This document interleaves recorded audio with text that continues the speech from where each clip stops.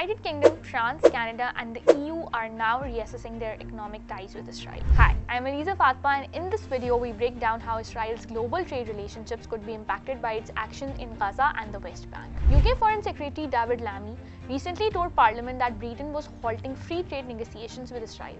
The reason? Israel's military actions in Gaza and its continued expansion of illegal settlements in occupied West Bank. The UK had been working with Israel to upgrade their trade agreement, especially in services and digital trade, since July 2022. Now, those plans are on hold. In 2024, trade between the UK and Israel was significant. The UK imported around $1.96 billion worth of goods from Israel, mostly diamonds, chemicals, machinery, and electronics. Israel imported about $1.57 billion in British goods, mainly jet engines, vehicles, pharmaceuticals, and electrical equipment. So while this may not be Israel's largest trade relationship, it's economically important and politically symbolic.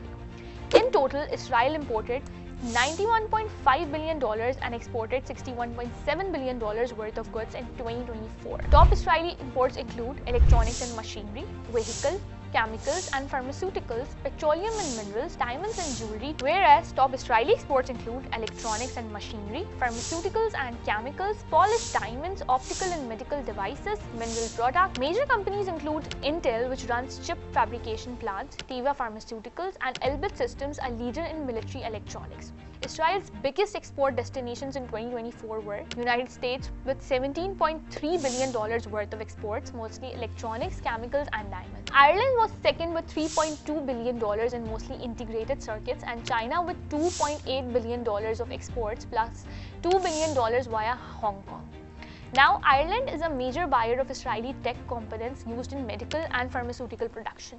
China's imports include optical equipment, electronics, and chemicals. On the import side, Israel's top suppliers were China with $19 billion in EVs, phones, computers, metals, United States $9.4 billion in weapons, electronics, and chemicals, and Germany with $5.6 billion in vehicles, pharmaceuticals, machinery.